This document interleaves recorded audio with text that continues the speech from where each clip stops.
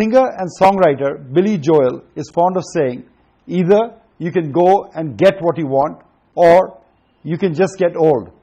Hello everyone, I'm Ramesh Damani, welcoming you back to the Wizards of Dalal Street of Fresh Breeze.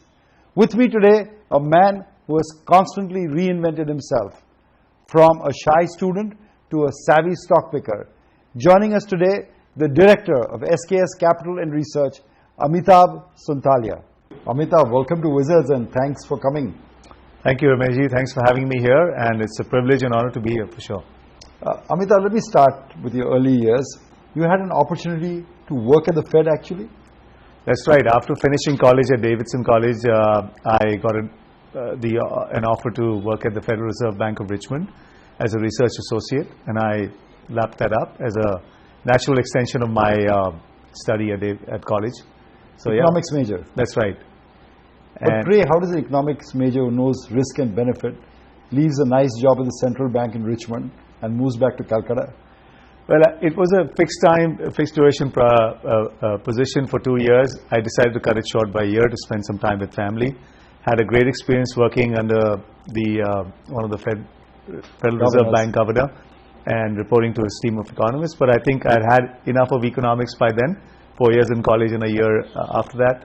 So I came back to spend some time with family before going back for my business school, with the intention of going back to my business school. Well, the real world for you was Calcutta, and that was a pretty difficult decade for you in the 90s. What were the difficulties that you encountered, and how did that help shape who you are? That's right. So I was clearly a misfit coming back to Calcutta in the early 90s. And, my dad had a stockbroking business going then, which wasn't doing so well. And so I looked around for other opportunities, but given the lack of alternates, I ended up joining his business and tried to make a career out of that. And lots of credibility, but low amounts of cash, so you had to deal with those situations? That's right. There was very little capital to invest, and one had to make do with whatever the environment provided you then. You didn't need a lot of capital because the broker's credibility was good enough, but a broker always needed good clients. That's right. And you got a lucky break. Rakesh Jhunjhunwala became your client early on. That's right. It was a chance meeting through a common friend in '94 when I met the man himself. And that was probably a turning point in my career, which helped me stay in this business and thrive in it. Why was it a turning point? What did he bring to the table that helped you, as you say, call it a turning point? So his persona, his trading skills, what he stood for in terms of his name and reputation at the time, and of course the personal rapport that I developed with him, which I was lucky to sort of get his guidance and mentorship in the ensuing period after that. I don't understand this. You're an economics major. You understand risk reward. Here you were happy making the brokerage where you could see your clients making fat returns through investing and trading. Why did you choose to trade rather than broke? So clearly that was a lucrative profession then. And as I said, I had very little capital to invest and trade on my own. So I was happy to just observe and learn from without risking my own capital. But you did have a nurture ambition to go ahead and do an MBA. You finally did that in Singapore. What did that experience teach you? Did the MBA change you as a person or as an investor?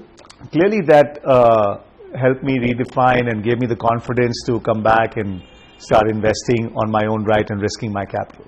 I was told that your style of investing is a hybrid of two models: hedge fund style and asset allocation.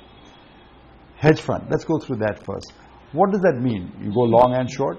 Yeah, so thanks to the trading background and the fact that I was broking for mostly large trading clients in the early part of my career, I had a good feel for what the trading opportunities and going long short opportunities that the markets provided. And luckily we had a vibrant derivatives market in India all throughout, which allowed one to not only go long short but also hedge through various option strategies. And I found that quite lucrative in terms of taking non-directional bets, which yielded high returns. We also had active arbitrage book that was quite profitable for us for our prop book. For in special the early- situations. special situations, etc. And I think Indian capital markets especially was quite inefficient in the, the 90s and the 2000s, and even now someone can argue. But the core of that strategy, if I know, was that you don't like losses, you don't like drawdowns, you always want absolute returns. That's right. So thanks to the early years where I had very little capital, once I started building up capital through my trading and investment and broking business performance, I was very averse to lose that, and that kept me a bit shy of taking bigger bets. And at the same time, a mix of assets, namely equity and high debt and trading, helped me achieve positive returns all through my career, especially in the last 15 years. So you even today encourage people not with an all-in equity approach, but to have a balanced portfolio of exposure to the real world. That's right. I think that would, and especially to an average investor, I think that's the right way to go about things. And just so that I always prefer to have liquid capital. I was always very shy of leverage, which I never really did on my own, even though my clients traded on leverage in the early years.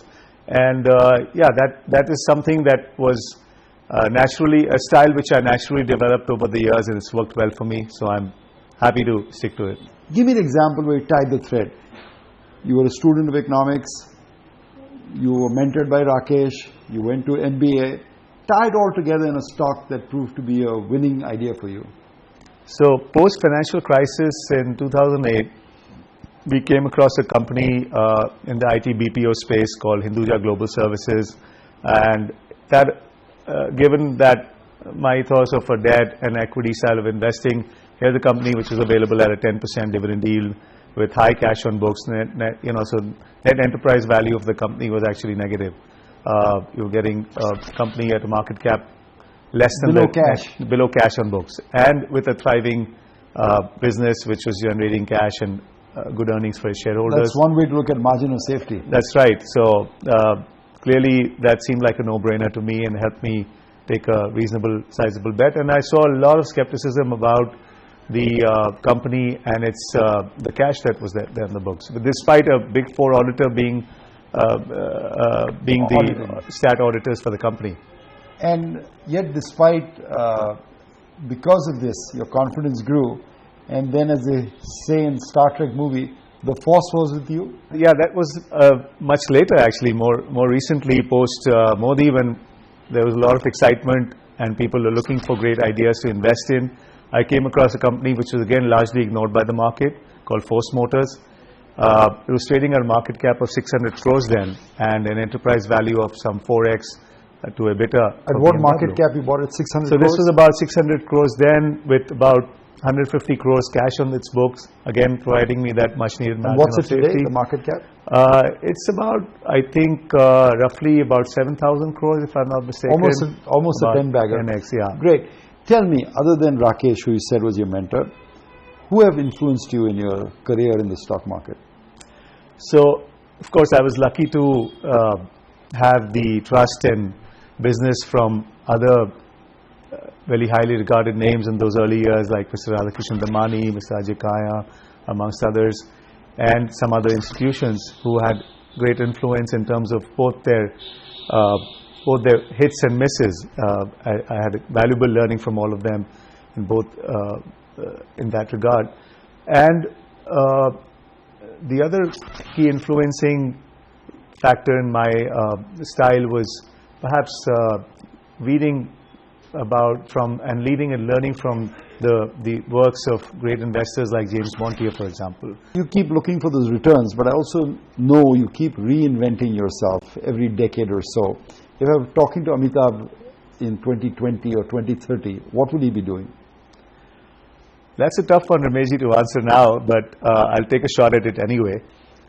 I think I'd like to do less and achieve the same results. I think my style has involved doing much more work than some of the serious long-term visionary investors like yourself and other names that we talked about have done. So I'd like to sort of develop a perhaps reinvent myself to a style which requires me to do less work to achieve the same kind of More returns. returns. How about golf? Yeah, and of course, doing less work would allow me to pursue other interests like golf and philanthropy and taking a leap out of, again, Mr. Rakesh Jhunjhunwala's book. And One of the great shots in golf is a hole-in-one. And one of the great golfers, Bobby Brown, once said that competitive golf is played in a 5.5-inch course that is between your ears. So is good stock picking. It's done from the brain. Thank you for sharing all your brain and all your knowledge with us today. Thank you so much, Rameshji, again for having me in this show. It was an absolute pleasure talking to you. It's a pleasure to have you. That's all from this episode of The Wizards of Dalal Street of Fresh Breeze.